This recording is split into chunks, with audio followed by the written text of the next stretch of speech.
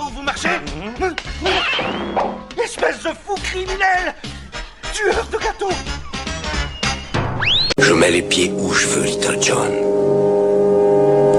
Et c'est souvent dans la gueule.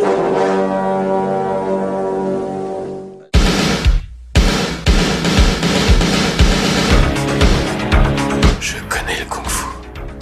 Prouve-le-moi. 4e cap. Le petit dragon accroche sa proie. Et avec sa queue, il frappe. Bien joué. Mais une brique ne rend jamais les coups. Et bonjour à toutes et à tous et bienvenue dans le 34e épisode de Haki dans ton podcast, le podcast qui met les pieds où il veut et c'est souvent dans les oreilles. Et comme à l'accoutumée, mon pote Seb m'accompagnera tout au long de cet épisode et pour la seconde fois, Seb est avec moi. Et oui, salut Jazz. Écoute, je suis content d'être là. En plus, on expérimente un petit peu un setup un peu nouveau. Ouais. Parce que là, du coup, j'ai pris un petit micro filaire qu'on a pu connecter à ta... Qu'on appelle ça d'ailleurs, une espèce de carte son. Oui, une carte espèce de son, boîtier ouais, son, ouais. voilà, Tout à externe. fait, ouais. Écoute, on verra bien ce que ça donne. J'espère que le son sera quali. On a fait quelques petits réglages avant le record, mais c'est très cool en tout cas. Là, on n'aura pas besoin de se jeter le micro comme on faisait avant. Bon, avant de commencer cet épisode nanardesque, hein, là on est obligé de le dire. Ah, complètement, ouais. On va rappeler le concept de l'émission. Donc on a choisi un film d'arts martiaux dans lequel on va revenir sur une scène qui est pour nous emblématique et qui a les seuls mérites qu'on s'intéresse au film. Bien évidemment, au préalable, on parlera du film, de l'art martial pratiqué par le comédien ou la comédienne, du casting, des anecdotes et on vous donnera notre avis. Bon, mon cher Seb, aujourd'hui, pour toi, ça a été une première fois.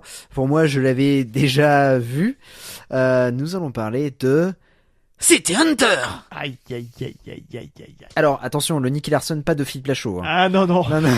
Honnêtement, je vais te dire un truc, j'aurais préféré. Oui, ouais, moi aussi, ouais, j'aurais préféré. On va parler du Nicky Larson, N-I-K-I, de Wong Jing avec Jackie Chan. Et tout de suite, la bande-annonce. Introduction. City Hunter is my nickname. Fighting crime's the game. My sidekick comes along also, but I'm much better at kung fu and much cuter. He's cute. Who's the guy? He's City Hunter. Oh, a private eye. Yeah, he's a real dick. Who are these women? Them? They're crazy women trying to kill me. You've got the gun. Huh? I am Mr. Imamura. My daughter, Kyoko, she's an only child and is a bit rebellious. Kyoko ran away. And you'd like us to get her back for you. He's extremely gentle with the pretty one. City Hunter! Incredible. Him, I mean. Yeah, I knew that.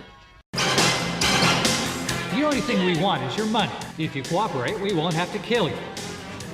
Well, now, time for a little game.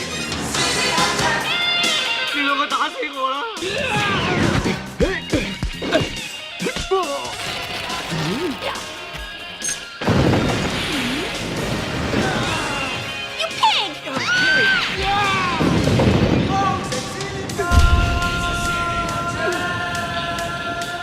Come on. Hey, you were real good. You too.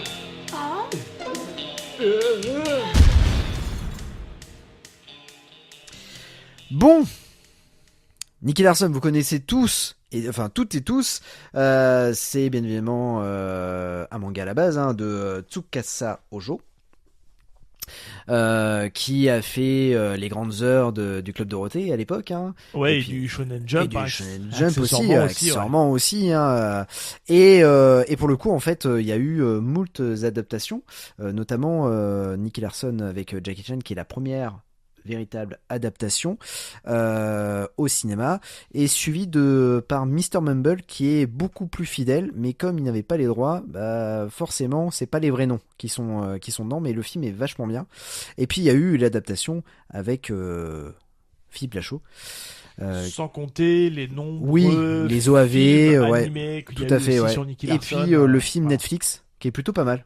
Mais je l'ai pas vu encore. Ah ouais, qui est vraiment bien. Il paraît qu'il y a un peu de baston en plus dedans. Il y a de la baston, on pourra en parler parce qu'il y a vraiment de la bonne baston. Et on en parlera, mais bon, il y a quand même un sacré ventre mou, mais le film est plutôt sympa. Ce qui n'est pas le cas de Nicky Larson avec Jackie Chan. Ah non, on va se le dire tout de suite, je vais pas déflorer mon avis. Alors là, ça a été une souffrance, on va se le dire. Non mais ouais, mais je t'avais prévenu, hein. Je t'avais prévenu Ouais, que ça allait dur. être. Je sais, en plus, je redoute vraiment la patate chaude que tu vas m'envoyer dans pas longtemps, là où tu vas me demander de résumer le film. Et c'est chaud. C'est un bordel monstre. C'est un bordel chaud, monstre. Alors c'est quand même un film qui a cartonné, hein, puisque il a été un des plus gros succès de 1993 à Hong Kong. On a c'est réalisé par Wong Jing, qui est un réalisateur et producteur prolifique, hein, dans les années 80-90. Notamment, il a une grosse saga, parce que en fait le problème de Wong Jing, c'est que une fois qu'il a la recette du succès, et il va multiplier ou dupliquer en fait cette recette là dans plein de films. Par exemple les God of Gambler, je crois qu'il y en a 8 à peu près, et il y a des spin-offs. Chez nous c'est sorti, alors il y en a un, je crois que c'est le 2, c'est l'arnaqueur de Hong Kong avec Chow Yun-fat, ouais. C'est ça. Et puis le dernier, je crois qu'il est sorti en 2015, c'est Vegas to Macao 2. Et d'ailleurs, l'équipe du Pifcast, au moment où ils parlaient de la catégorie 3, ils ont parlé un peu de ce Vegas to Macao 2, et ils disaient que la scène finale, c'était en gros un combat de tarte à la crème. Voilà. Donc et alors le truc qui est très bien avec Wong Jing, c'est qu'en fait c'est pas véritablement lui qui réalise ces films, hein. C'est toujours il a toujours des gens derrière lui qui réalisent ces films, et c'est pour ça qu'il a une filmographie assez folle, parce qu'à chaque fois il signe par son nom, mais ce n'est pas lui à la réalisation. Et pour le coup, quand Nicky Larson est sorti, il y a le même jour, il y a un de ses films aussi qui est sorti. Ah oui. Ouais. Ah oui, ça c'est incroyable. Mais ce qu'il faut le dire aussi, c'est un peu une particularité aussi hongkongaise, qui est d'avoir deux équipes. Tu sais, il y a l'équipe qui réalise le film classique, et il y a en général le coordinateur de cascade qui lui va s'occuper de toute la partie baston, et il est rarement associé en fait, le réalisateur du film. Donc c'est pour ça qu'en fait je pense à lui, parce que il y a des films qui sont entre guillemets un peu plus sympas qu'a été Nicky Larson, que sont Close of Steel et Evil Cut, qui sont ressortis d'ailleurs dans leur titre originel chez Spectrum Film, ouais, tout à fait. et qui sont des films pas désagréables, parce que c'est de la bagarre généreuse. Sur Evil Cut, c'est Sammo Hung qui s'occupe en fait de toute la partie réalisation des combats, etc. Donc pour le coup, ça fait des films sympas à regarder. Par contre, on est toujours dans cet humour un peu potache, sauf que là on sent que dans ces films-là, il est un peu plus bridé que sur Nicky Larson, qui part un peu dans tous les sens, et qui fait que ça rend le film un peu compliqué à regarder, on va se le dire. Non mais oui, bah de toute façon ça n'a... Bon, on va pas défleurer notre avis maintenant, hein, mais c'est vrai que c'est une très mauvaise adaptation, parce qu'en fait, mis à part, à la limite, l'humour, je mets entre guillemets, l'humour un peu potache, et puis le cas que, en fait, Nicky Larson était un obsédé sexuel, mis à part ça, en fait, il y a rien qui va dans le film. Il n'y a rien, et notamment aussi même les personnages, les noms des personnages, tout ça, rien ne va. Mon cher Seb, je sais, hein, alors je dis juste une chose, le film a rapporté 30 millions de dollars hongkongais lors de sa sortie. Donc il est sorti en fait lors du Nouvel An chinois 93. Okay. Et c'était une problématique, on en parlera, puisqu'on va parler de la scène qu'on a choisie. Et donc, ça implique aussi cette date. Et on peut dire aux auditeurs que c'est une scène qui a fait longtemps débat. Oui, ça fait débat. Oui, ça a fait débat dans la rédaction. Pourquoi ? Parce que, pour le coup, en fait, nous n'étions pas du tout d'accord. et ça s'est résolu, je peux vous dire.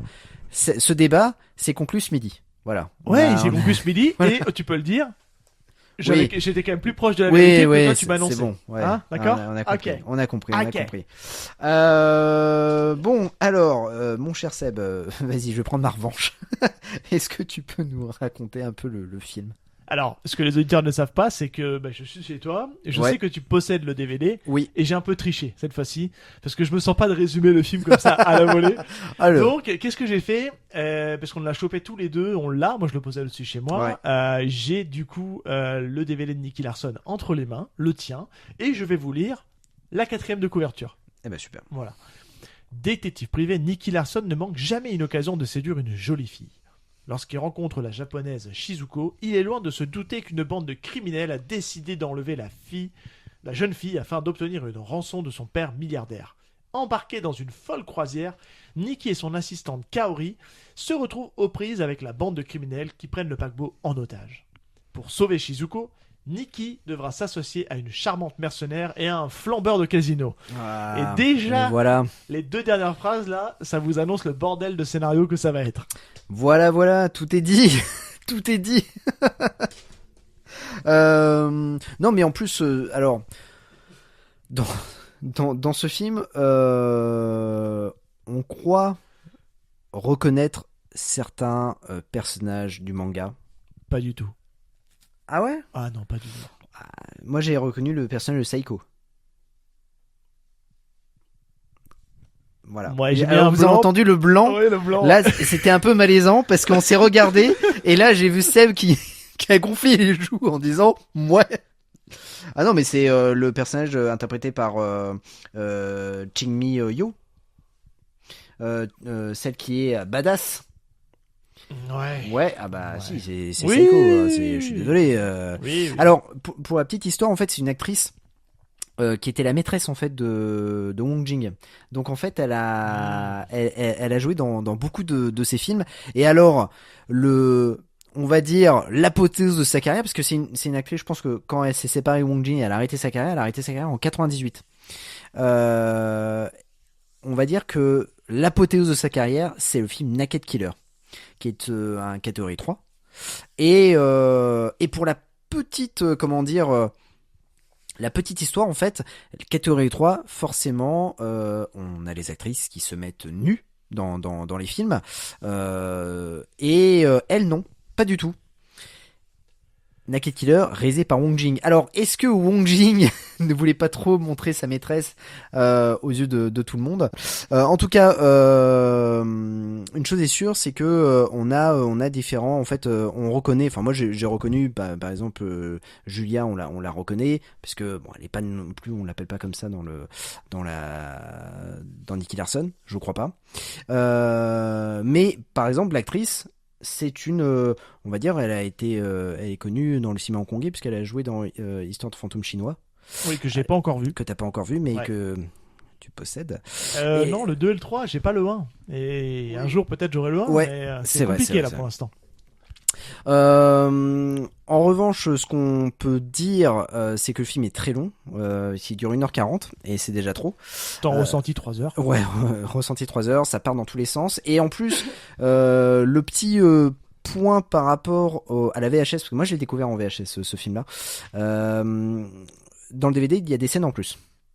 Notamment une scène incroyable où on a l'introduction des 2 bonnets de service, les Tic et Tac.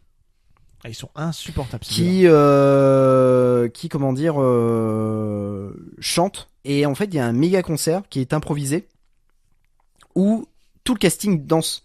Sauf bah laisse-moi comme tout le casting danse et c'est vraiment catastrophique.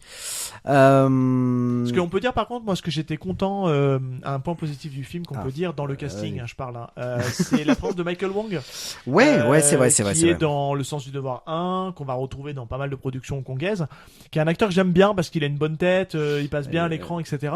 Et en fait il joue le frère de Kaori, le tragique frangin qui meurt en fait au début du film. Ça c'est plutôt respecté. Après honnêtement, c'est adapté librement, on va dire. Faut bah oui, dire. Parce que c'est sa nièce dans le film. Ah bon ouais, c'est sa nièce. C'est la VF qui le vend comme ça. Ah bah dans la VF, en disant, il lui dit, c'est ma nièce, protège-la. Et surtout, ça c'est hyper malaisant. C'est parce qu'en fait, quand ne couche pas avec, c'est ça. Voilà, c'est ça. Elle a 13 ans au début du film. Il dit surtout. Ne couche pas avec. Il fait OK, je te donne ma parole. Et puis en fait, à un moment donné, il descend les escaliers. Il fait oh, c'est dur de tenir cette promesse. Mec, tu l'as élevé. Et bien évidemment Kaori, mais parce que c'est comme dans le manga, elle est amoureuse de Nicky Larson, mais c'est pas la même relation en fait dans le manga. Donc déjà c'est très particulier. Et puis Garde ton avis. Non mais je garde mon avis. Je garde mon avis. Écoute, ce qu'on peut juste dire, c'est qu'il y a eu un affrontement, enfin il y a eu une colère entre Wong Jing et Jackie Chan pendant le tournage, que Wong Jing a quitté le tournage et que Jackie Chan s'est retrouvé réalisateur. Encore une fois. Et donc pour le coup, il a réalisé en fait. Il a réalisé beaucoup de scènes, notamment la scène finale, et encore une fois, et puis il était contraint, et là il avait une pression au niveau du temps, puisque le film devait impérativement sortir pour le Nouvel An chinois en 93. Oui, et puis c'est un film qui a pris quand même assez longtemps à être tourné. Et moi, ce que j'aime bien quand même, ce qu'il faut ajouter, c'est quand même, tu l'as pas dit, la particularité de ce film-là quand même aussi, c'est que il y a tout un casting hongkongais, mais il y a aussi un casting européen. Oui, tout à fait, ouais. Quand je dis européen. Oui, américain, occidental. Ouais. Européen, parce qu'il y a Gary Daniel qui est anglais. Ouais. On a Richard Norton qui est australien. Ah oui. Voilà. Et ce qui fait que ça donne un peu c'est le côté un peu rafraîchissant du film, parce que ils ont des personnages, ils jouent les méchants dans le film, et ils ont des personnages quand même assez sympas, assez caricaturaux. Mais du coup, ça vient alléger un peu la lourdeur du film, quoi. Oui. Et je trouve, alors quand j'étais petit, j'étais trop content de voir qu'il y avait Gary Daniel, parce que Gary Daniel, en fait, déjà petit, je regardais de ses films. Et Richard Norton, je connaissais pas du tout. Et en vrai, je te dis, je le connaissais pas, mais il me disait quelque chose, et je me disais, je l'ai déjà vu quelque part. Et oui, je l'avais vu dans la VHS, en fait, le documentaire sur les plus grands combats d'arts martiaux du monde, puisque il y a des comment dire, des images des extraits de le flic de Hong Kong 2, qui est son premier film hongkongais, d'ailleurs. Ouais, tout à fait. Passage, hein. Et il y a des images aussi de China O'Brien, dans laquelle il joue avec sa pote Cynthia Rothrock. Cette fois, je te raterai pas, Larsen. Oh.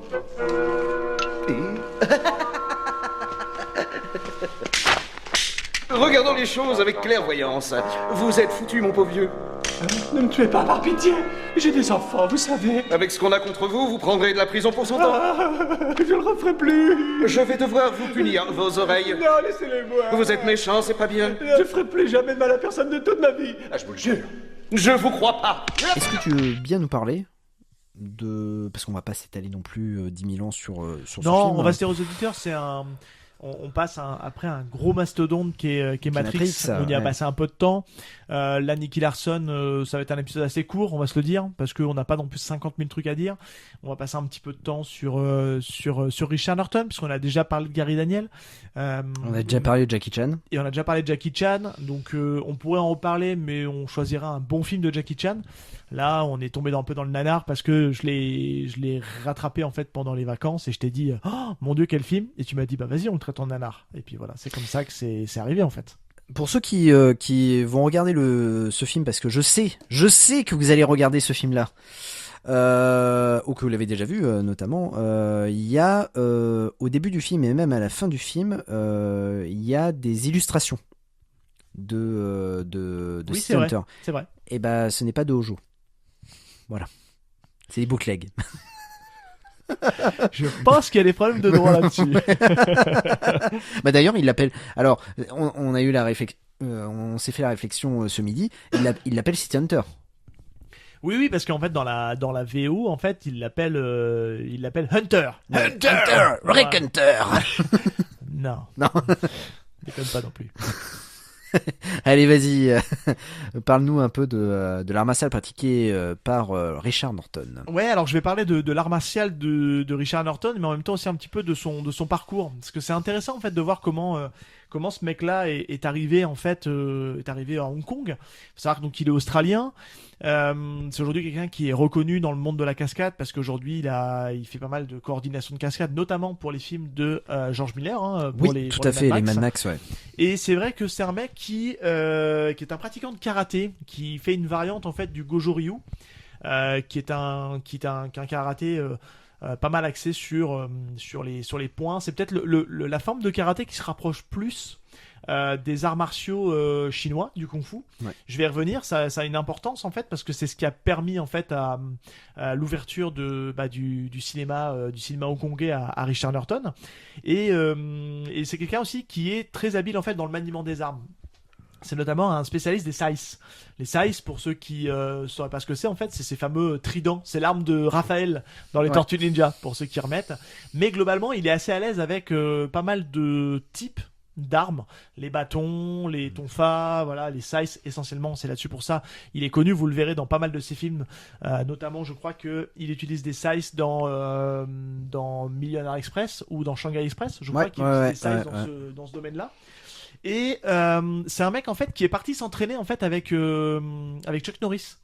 Oui, voilà. Tout à fait, ouais. Il s'est entraîné avec Chuck Norris pour justement parfaire sa pratique des arts martiaux.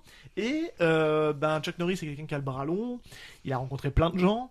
Il a aussi rencontré un certain Ben Urquidez, qui l'a aidé justement à peaufiner son art, notamment en matière de kickboxing. Ils ont d'ailleurs fait un film ensemble. J'espère qu'un jour on arrivera à le traiter. Force 5, Force 5, où il y a Joe Lewis aussi dedans. Il y a Ben Urquidez, Richard Norton. Enfin, c'est un film sur le papier qui a un casting très série B, qui est jamais sorti en France, je crois. Si, il est sorti. Alors, il est sorti au cinéma et en VHS en France, parce que j'avais récupéré moi à une époque la VHS RIP, mais il n'y a pas eu d'édition DVD. C'est ça, France, on n'a pas d'édition DVD, donc il est trouvable sur YouTube, c'est un peu dommage. YouTube ou Dailymotion, un des deux, parce que là aujourd'hui, tout ce que n'a pas YouTube, vous pouvez le trouver sur Dailymotion, parce qu'ils ont l'air d'être un peu plus laxistes sur les 3D films. Et c'est quelqu'un en fait qui, par le coordinateur que je dis pas de bêtises, de Karate Kid, qui est je n'ai plus son nom là comme ça, c'est lui en fait qui est un espèce d'entremetteur avec le cinéma asiatique, qui lui a en fait ouvert les portes de Hong Kong.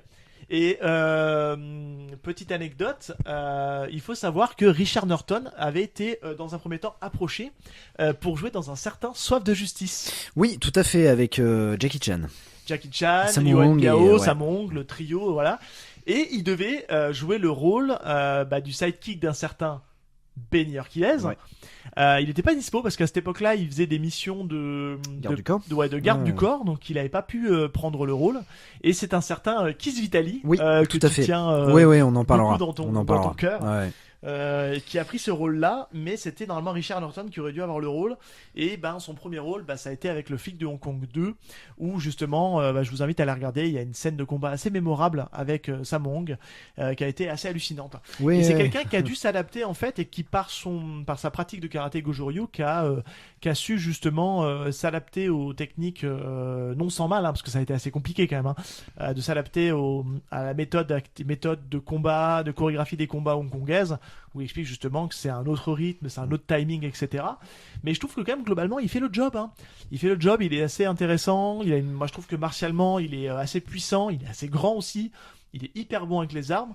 Et c'est un acteur que je redécouvre, parce que moi je l'avais découvert dans un gros nanar intersidéral qui était Fist mince. Fist of Fury, non? Fist Fury ou un truc comme ça, ou Fist quelque chose, un film vraiment nul, où il se passe rien, je te l'avais filé d'ailleurs le truc, tellement je trouvais ça vraiment, vraiment pourri. Et là-dessus, je trouve que, globalement, pour un mec qui n'a pas, il dit qu'il a pris un peu de cours de comédie, je trouve qu'en termes d'acting, il est pas si mal. Oui, il est bon. Moi, j'aime bien Richard Norton. Je vais revenir rapidement. Enfin, t'as des choses. Ouais, c'est bon. Non, globalement, c'est quelqu'un qui est connu parce qu'il a fait quand même c'est peut-être l'acteur occidental. Je mets des guillemets. Parce que il est australien et il est potentiellement sur la partie orientale aussi. C'est peut-être l'acteur occidental qui a le plus tourné à Hong Kong. Je m'avance peut-être, mais c'est quelqu'un qui a quand même une filmographie à Hong Kong comme Cynthia Rothrock, assez importante, et qu'on retrouve, et qui a continué après à suivre Jackie Chan sur quelques-uns de ses films quand il a tourné aux États-Unis, notamment avec Mr. Cool, Mr. Nice Guy, voilà. Et puis voilà, puis en fait, c'est peut-être le truc positif que je vais retenir de ce film-là, c'est que j'ai envie de découvrir un peu plus la carrière de Richard Norton dans ses films, dans sa période hongkongaise. Donc je pense que le prochain film que je vais regarder, même s'il n'a pas un gros rôle, ça sera Shanghai Express. Puisque dedans, il se bat quand même plutôt bien. Alors, Richard Norton, donc comme tu l'as dit, à la base c'est un garde du corps des Rolling Stones. Il est préparateur physique de Mick Jagger. En effet, en fait, il va s'entraîner avec Chuck Norris et Chuck Norris va dire ouais, non, mais il se bat plutôt bien, il a un bon charisme et il va le faire jouer dans 2 de ses films. Donc La Fureur du Juste qui est Octogone. Et il faut préciser comme aux auditeurs qu'on ne le voit pas dans ce film. Non, puisqu'il il est en fait, pour ceux qui ont vu le film, il est sous le masque du combattant japonais. Ouais. Ils lui ont mis un masque parce qu'il le dit justement dans Art of Action, parce que justement, il n'est pas asiatique, donc ça serait un peu vu. Et il est également cascadeur en fait aussi dans ce film-là. Il va jouer aussi dans L'Exécuteur de Hong Kong en 82. Il est aussi également cascadeur. Et puis à un moment donné, en fait, il va aller à Hong Kong avec le flic de Hong Kong 2. Il va rejoindre Cynthia Rothrock. On dit toujours que c'est des amants. Et en fait pas du tout. A priori c'était une grosse rumeur. Parce qu'à l'époque il le dit dans Art of Action, elle était en couple avec un acteur asiatique, ou un coordinateur de cascade de l'époque. Et donc en fait, mais c'est juste qu'en fait à un moment donné en fait c'était les 2 acteurs occidentaux qui cartonnaient à Hong Kong et en fait on leur a inventé une histoire d'amour alors que pas du tout. Et c'est à partir de là en fait il va commencer à avoir une petite carrière même aux États-Unis puisque en fait il va devenir cascadeur dans American Ninja. C'est lui qui double Michael Dudikoff à la fois dans toutes les scènes de combat mais aussi sous la cagoule.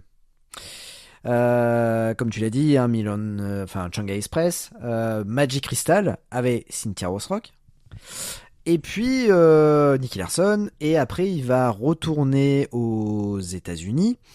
Entre-temps, il va faire le film américain, on va dire, de Cynthia Rothrock, qui était censé propulser la carrière de Cynthia Rothrock. C'est le petit diptyque Channel Bryan 1 et 2 qui ont été de Robert Close et qui ont été des échecs au cinéma. Peut-être pas le 1 mais le 2 en tout cas. Robert Close, oui, qu'on rappelle, qui est le réalisateur d'Opération Drago entre autres. Oui, tout à fait. Dragon, j'ai dit Drago mais c'est Dragon.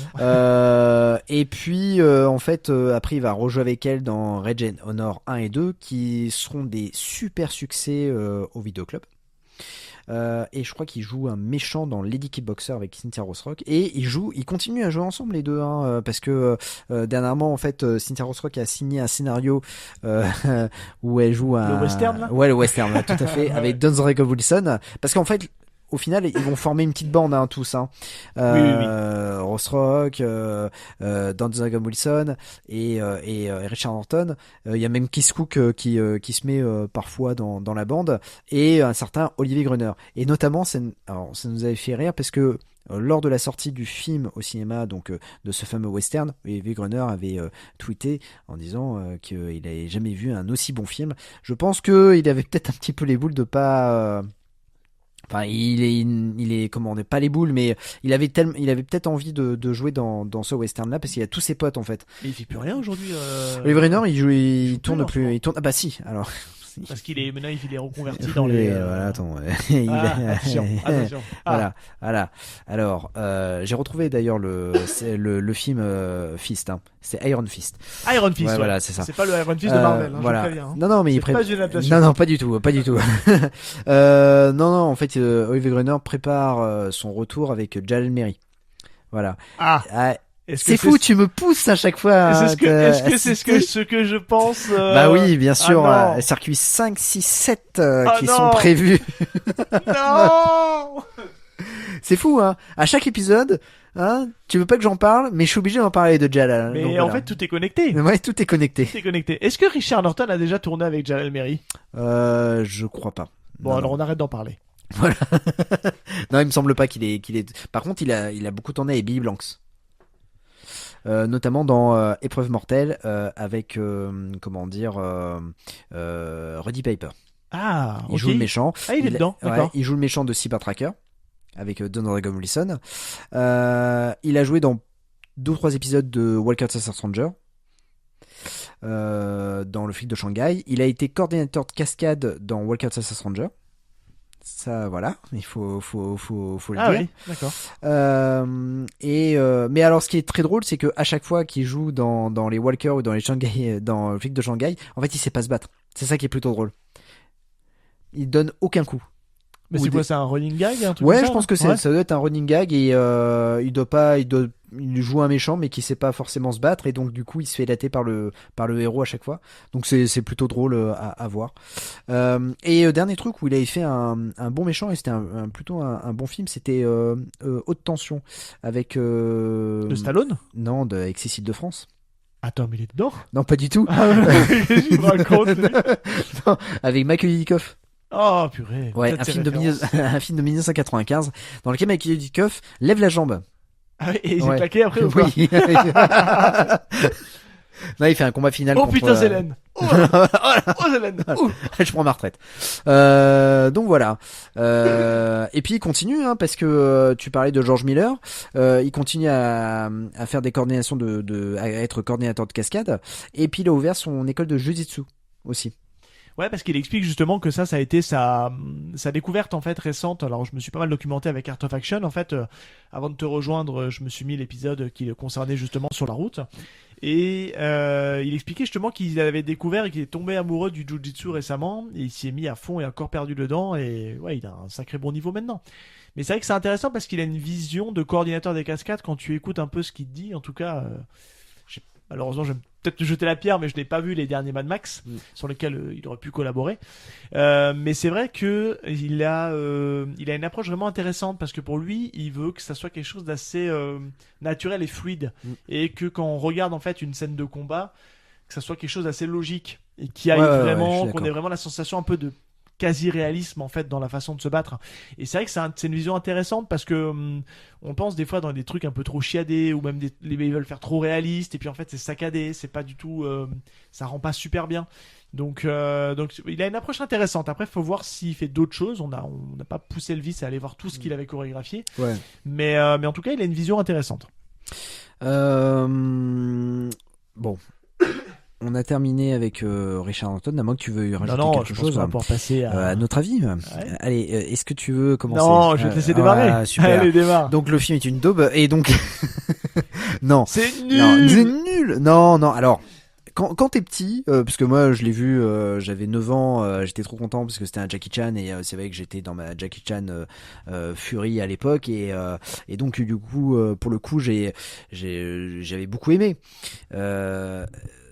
Après, quand tu grandis, tu vois que tu commences à lire du compliqué quoi. Non, mais quand tu commences à lire City Hunter, tu commences à me dire mince. Bon.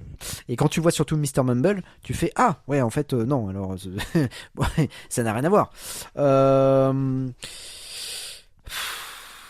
Alors on retrouve plein d'acteurs du cinéma hongkongais. Ken Lo.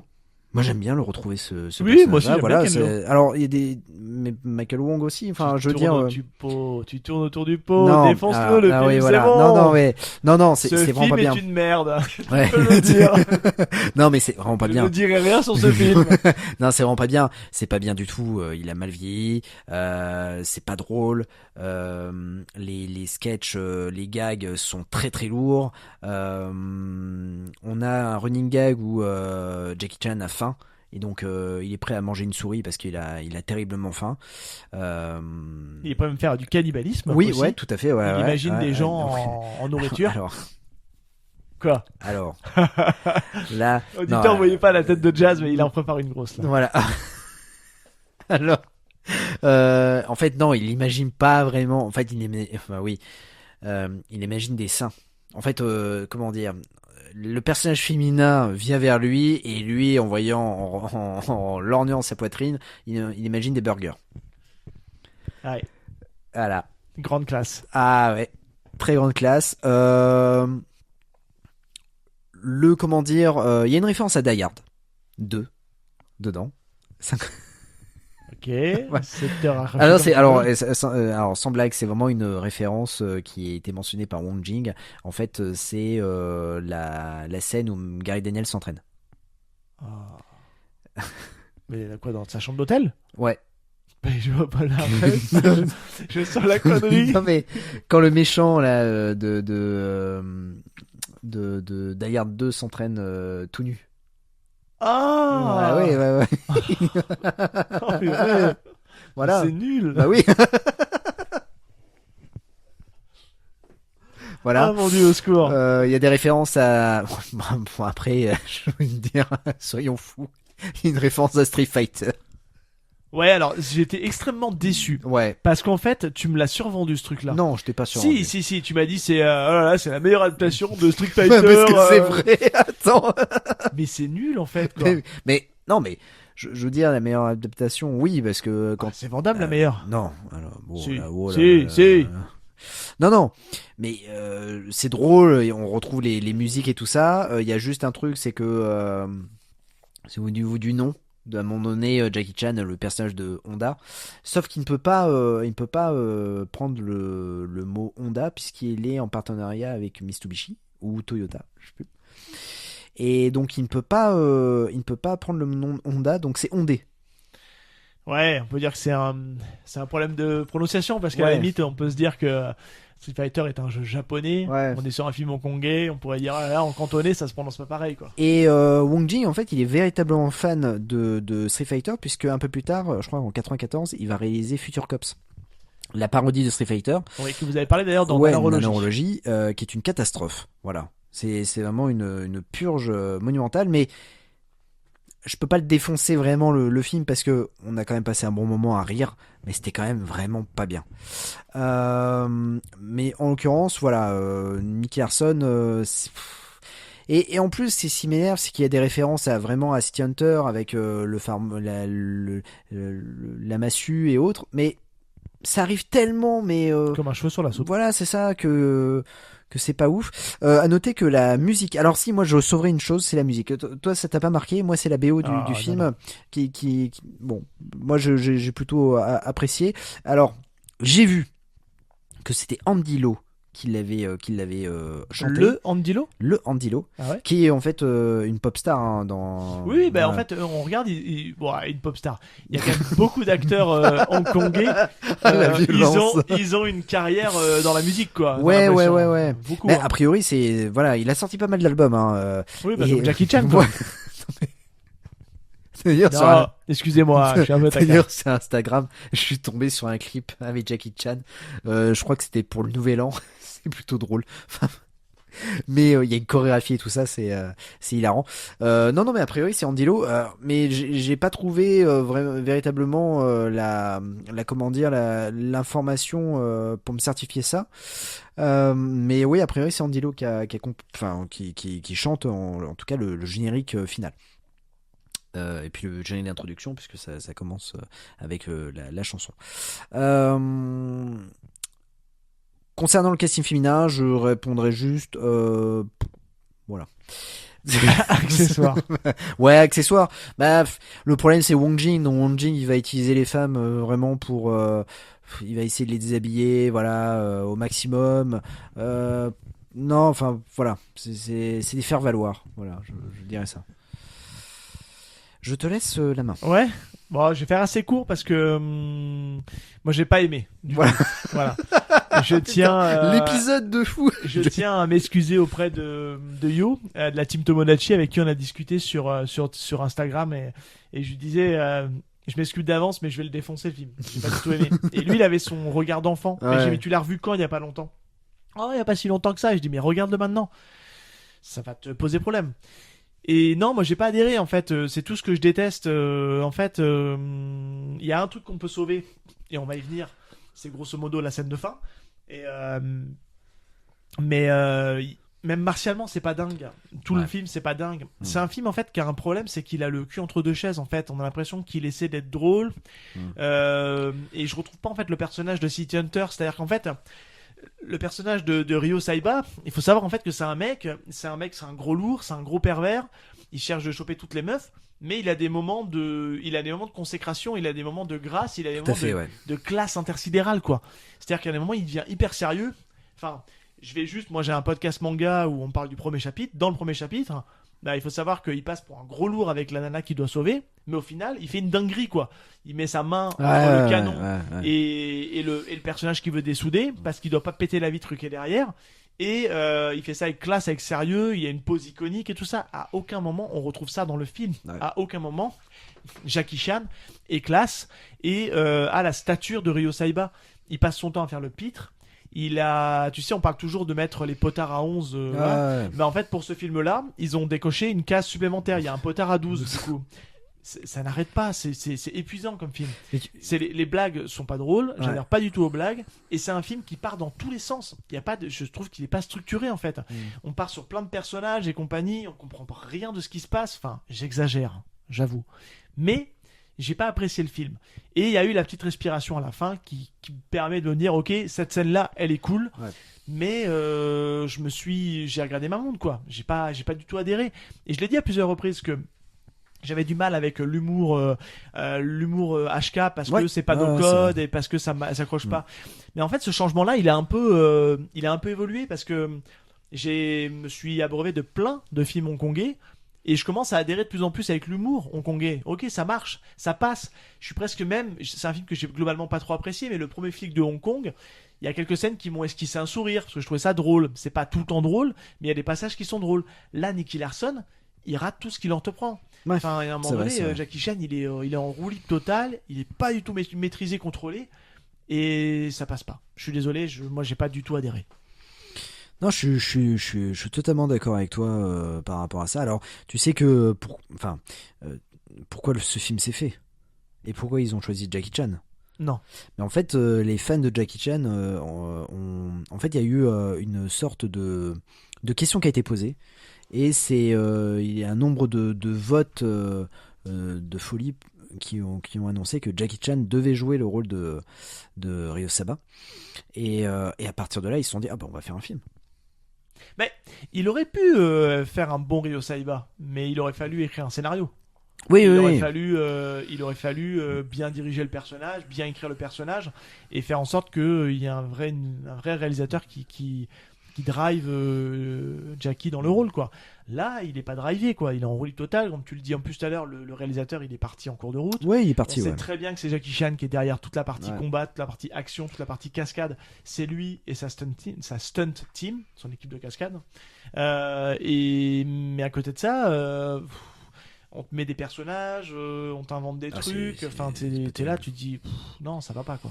Le plus gros gâchis de ce film reste Gary Daniels. Mais oui, il a rien d'intéressant à jouer. Il n'a absolument rien d'intéressant à jouer. Le mec, c'est un artiste martial accompli. Son jeu d'acteur, ok.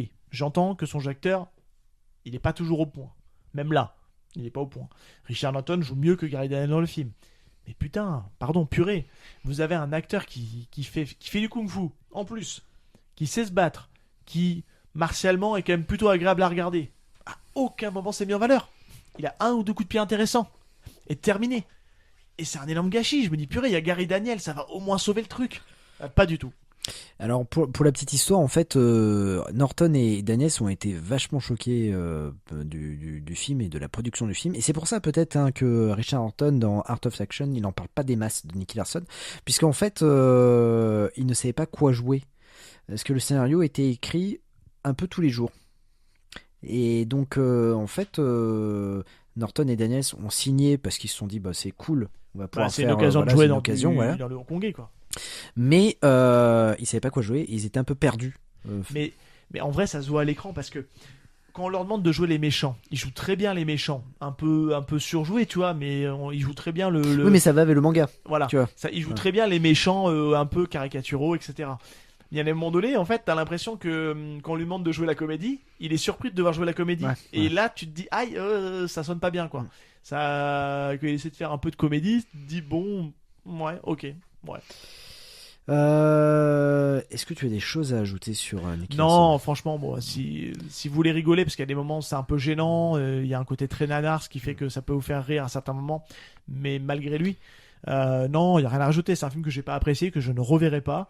Là, pour préparer le film, je l'ai pas revu. Je l'ai vu il y a 2-3 semaines. Je l'ai pas revu pour préparer le film parce qu'il est quand même bien frais dans ma tête. On a rematé ensemble la scène d'action pour justement permettre de vous en parler. Mais non, on va rien dire de plus. Voilà, c'est pas un super film, c'est raté. Allez voir le Lachaud, hein, clairement. Ouais, non, mais carrément. Ouais, je suis carrément d'accord. Ou Mr. Mumble si vous arrivez à le choper. Bon, es-tu prêt ? Eh oui. Donc on va passer à la scène qu'on a choisie. Oh, putain, t'as été plus rapide que moi. Eh ouais. Bon alors, on va parler de la scène entre Jackie Chan et Richard Norton. Alors voilà, alors je vous dis tout de suite, il y a eu un gros débat. Il y a eu un gros débat parce que le moi, Marseillais de la team. non, alors je suis. Si, le Marseillais de la team. Non, pour moi, Richard Norton se faisait doubler énormément dans cette scène-là. Dixit selon Jazz, les 3/4 des scènes, 75%, du coup pour les matheux du fond, 75% des scènes, c'est un cascadeur qui les fait. Ouais, Sauf que ce n'est pas vrai. Alors oui, ok, très bien, on a discuté ce midi, il m'a montré la scène, voilà, patati, monsieur était content, voilà. Mais il y a une raison, il se fait doubler quand même. Mais il y a une raison. J'ai pas dit le contraire, non, mais pas autant que tu le disais. Alors, il y a une raison. On vous parlait qu'il y avait un conflit de temps, puisque le film devait sortir impérativement pour le Nouvel An chinois. Il y a une différence de taille, une différence de poids entre Jackie Chan et Richard Norton, et une difficulté, ils n'avaient pas coordonné les mouvements ensemble. Oui. Donc en fait, et la scène a été faite une première fois, et je pense que Richard Norton avait besoin de beaucoup plus de répétitions pour éviter de se faire mal, tout simplement. Et ça n'a pas plu à Jackie Chan, puisque Jackie Chan en fait avait un temps imparti, et donc en fait ils ont fait du reshoot derrière, et ils ont mis à la place un cascadeur qui n'a pas du tout la même coupe de cheveux que. Oui, ça se voit. Voilà, en fait. ça se voit de ouf. On le voit très bien. Ça gâche un peu la scène. Alors il y a le même problème. Oui et non. Ouais, oui, alors, oui, c'est vrai. non mais alors, ça gâche moins la scène, parce que quand tu vois Nicky Larson. Moi j'avais vu Nicky Larson et j'avais été vachement déçu. Je me suis dit mince, c'est pas le même c'est pas Richard Norton qui se bat. Mais en plus de ça, après j'avais vu Magic Crystal et c'est la même chose, exactement la même chose. Et j'avais même fait un arrêt sur image et l'acteur ne ressemble pas du tout à Richard Norton. Oui, comme Cynthia Rothrock s'est aussi fait doubler dans le film de Hong Kong par et ça se voit. La fameuse scène qu'on voit dans la bande-annonce qui a été teasée par le chat qui fume, où il saute de l'escalator, on voit très bien que c'est Yuan Biao qui est en train de sauter, parce que forcément l'image est de meilleure qualité, donc tu vois plus de doubleurs. Mais c'est quand même une scène assez iconique, puisque en fait c'est l'affrontement du méchant contre le héros, et c'est là qu'on se dit que Richard Norton, il a quand même du charisme. Ah bah ouais. Et, un sacré charisme. Et moi je dis même dans ce film-là, il crève l'écran. Il crève l'écran. Franchement, c'est la très bonne surprise, que je trouve que Jackie Chan il est hors sujet dans ce film-là. Et Richard Norton, je trouve qu'il crève l'écran quand il apparaît, il pète la classe. Et c'est un acteur qui globalement, je trouve, il pète la classe dans ces années-là. Il est plutôt beau gosse, il imprime bien l'écran. Ce qu'on peut rajouter par contre sur cette scène-là, c'est qu'elle a pris quand même 6 semaines et demie à être tournée. Donc c'est énorme. Mais regarde, pour une scène de 6 minutes. Ouais, mais on regarde le combat de maître. Oui, Dragon Master 2, elle a mis 3 mois à être tournée. Ouais, c'est ça, ouais. Tout à fait. Mais il faut dire qu'elle a pris du temps à être tournée, et comme tu le disais, pour aussi des besoins de rythmique de scène, puisque il faut savoir que les chorégraphies de combat sont très rythmées, il y a un timing très spécifique, et c'est vrai que souvent ce qu'on peut reprocher des fois aux acteurs occidentaux, je mets les guillemets parce que encore une fois il est australien, c'est que des fois c'est pas toujours simple pour eux d'être dans le timing voulu par les équipes de cascade hongkongaises. Donc c'est pour ça aussi que je pense que derrière ça a dû jouer, il y a cette histoire de temps à gérer, parce que il fallait rendre la copie dans un certain temps, le fait que Wang Jin soit parti, ils ont dû prendre du retard sur le tournage. Donc il a préféré prendre des reshoots avec son équipe de cascade pour justement compléter les scènes, et il y a eu un gros travail de cut derrière après pour donner une rythmique particulière, parce que sur certains moments Richard Norton n'était pas dans le rythme. Et c'est vrai que toi tu avais entendu dire des choses comme quoi il n'arrivait pas à suivre le rythme, il était trop lent pour ça. Sauf que moi non, je le trouve pas trop lent justement. Je pense ils veulent un timing et une rythmique particulière sur ces scènes de combat, et ils sont pas tout le temps au taquet pour. Ça aurait demandé, comme tu disais tout à l'heure, plus de temps de préparation pour permettre à Richard Norton d'être dans le timing, sauf que là il l'avait pas. C'est ça. Ouais. Et c'est pour ça ils sont allés à la facilité, mais globalement c'est pas toutes les scènes. Voilà. Non, ouais. Donc cette scène elle dure moins de 7 minutes, voilà, pour le dire, elle dure 6,50. Ah, parce que monsieur a compté, et alors vous oui. nous auriez vu il était avec son téléphone et il me disait là c'est lui, voilà, c'est pas lui, là c'est lui, et voilà. Non, mais au final, il y a quand même, on le voit plus à l'écran que Oui, ça. Oui, oui, c'est c'est important. vrai, Ce vrai. monsieur disait 3/4 des scènes. Moi, je tiens à rétablir la vérité. Non, mais ce qu'on peut dire, c'est que c'est une scène qui est grosso modo en 3 grosses parties. Oui. Une première partie où ils se jaugent en fait, ils sont en combat à main nue, qui est une scène qui dure 2-3 minutes. Ouais. Où là, il est un peu doublé, il est pas tout le temps doublé, mais globalement, il fait la majeure partie de ses scènes. Et c'est plutôt bien foutu parce qu'il y a cette rythmique de tac, tac, tac, tac, tac, il se renvoie les coups, il contrôle et on sent que le combat est quand même globalement assez équilibré. Tu remarqueras, le flingue de Richard Norton, c'est le même flingue que Robocop. Oui, c'est vrai. C'est vrai. Il y a un peu d'humour dans cette scène-là, puisque une fois on va dire le round d'observation passé, Richard Norton va sortir ses bâtons. Ouais, et comme il est spécialiste, c'est là en fait. Voilà, c'est le gros plus. Ouais, c'est le gros plus. Voilà. Mais il y a quand même des scènes où il est un peu doublé aussi. Oui, bien sûr. Des scènes où ça implique des roulades, des projections, des choses comme ça. Forcément, on utilise aussi le cascadeur pour ça. Et ça aussi entre bonne chorégraphie de combat, il faut se le dire, c'est une bonne chorégraphie de combat, totalement. Et de l'humour. Pour le coup un peu plus subtil que tout le long du film, puisque là on se concentre vraiment sur le combat entre Richard Norton et Jackie Chan. Ouais, totalement. Moi j'aime bien, c'est au moment où il sort ses bâtons. En fait, c'est ça qui est plutôt cool, parce que vraiment Richard Norton, et c'est ça qui me fend le cœur dans ce film-là, c'est qu'il a vraiment compris le méchant d'un personnage, enfin du manga, quoi. Tu te dis. Ouais, c'est bon, avec son manteau, quand il le lait, il le fait tomber, voilà, la pose iconique. Et là, tu te dis, ah, non, mais il a compris. Tu vois, vraiment, et oui, au moment où il sort ses bâtons, ouais, là, on oscille pareil entre le sérieux et le côté humour de Jackie Chan, qui fait du Kung Fu Comics, mais dans ce film-là, Kung Fu Comic, pardon, pas Comics, mais qui, pardon, et pas Copy Comics. Hein, très bien. Gad Elmaleh. Gad Elmaleh. Non, mais il fait ce qu'il sait faire, c'est-à-dire que oh là là, je veux me protéger des bâtons, je fais genre que j'ai pas mal au bras quand je bloque les bâtons, c'est vrai. Puis finalement je me frotte les bras comme il sait très bien faire. Petit truc que j'aime bien, c'est l'arme modifiable de Richard Norton sur cette scène-là qui est vraiment cool. Ouais. Puisqu'elle se transforme en une sorte de nunchaku, on va dire. C'est pas vraiment un nunchaku, mais en fait les bâtons se déplient en fait et il peut permettre de frapper et de fouetter Jackie avec quoi. Ouais, et puis d'ailleurs sur cette scène-là, Jackie Chan a été plusieurs fois blessé. Oui. Je crois qu'il s'est pété la cheville aussi pendant le tournage, comme c'est habituel, voilà, habituel. Mais c'est vrai que quand vous regardez la scène finale, enfin le générique où on voit toutes les cascades et tout ça, ce qui est une habitude dans les films de Jackie Chan, on revient pas mal de fois sur la scène finale et il s'est bien fait mal, quoi. Ouais, ce qui montre d'ailleurs que il y a quand même plus de scènes où on voit Richard Norton face à Jackie Chan dans ce fameux making of. Hein, les auditeurs le voient pas, mais je te jette un regard j'ai en compris, disant que ça comme ça vient corroborer mes faits. Mais c'est une scène qui est globalement assez cool, faut se le dire.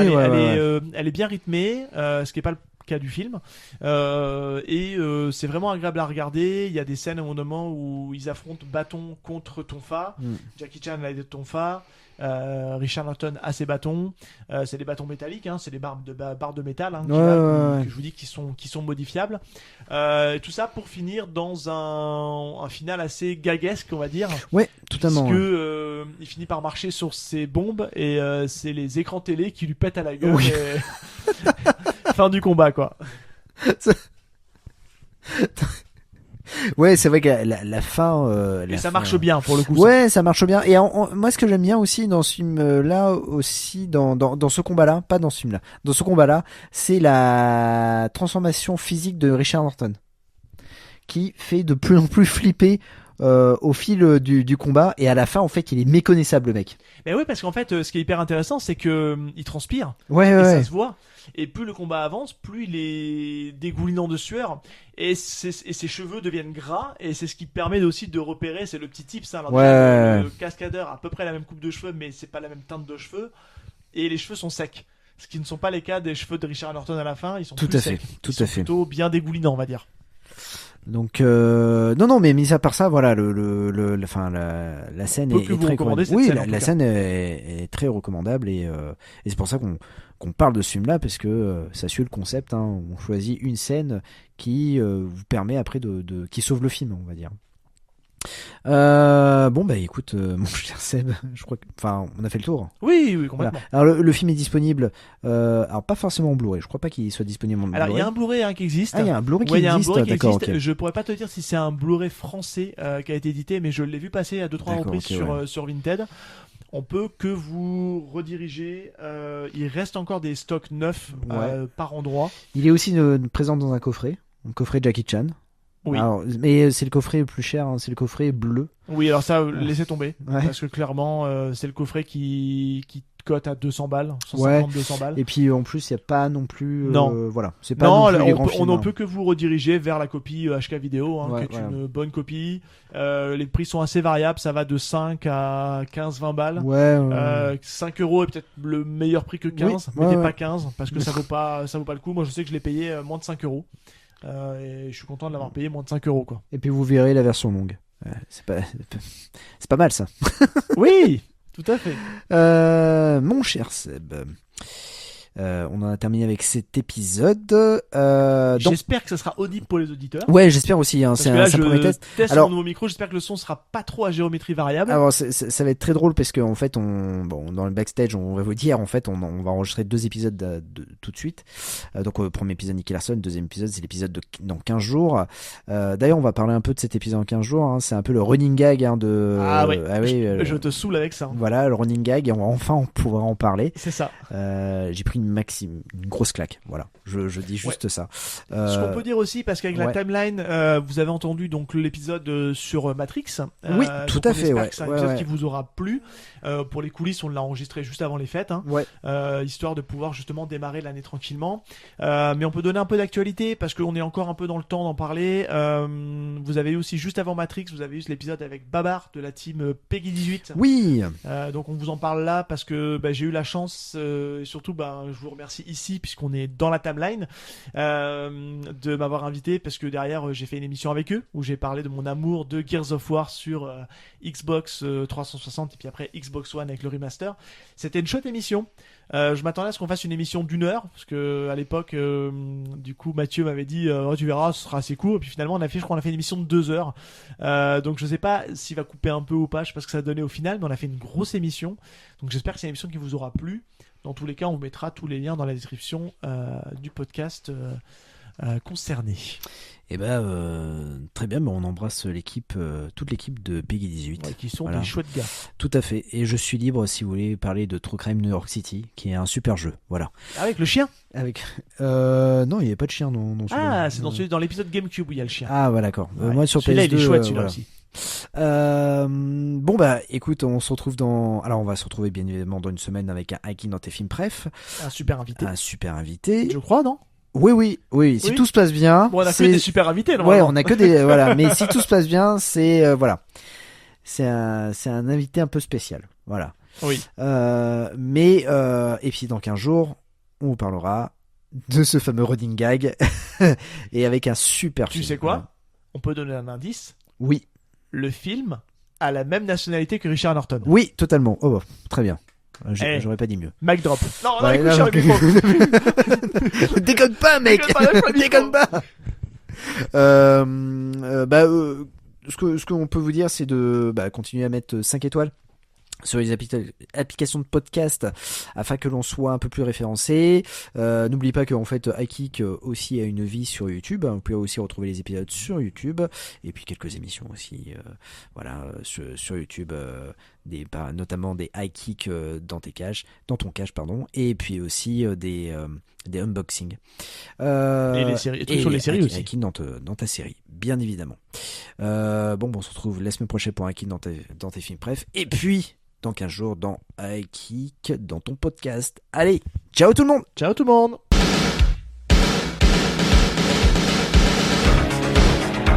Je connais le kung-fu. Prouve-le-moi. 4e 4. Le petit dragon accroche sa proie. Et avec sa queue, il frappe. Bien joué. Mais une brique ne rend jamais les coups.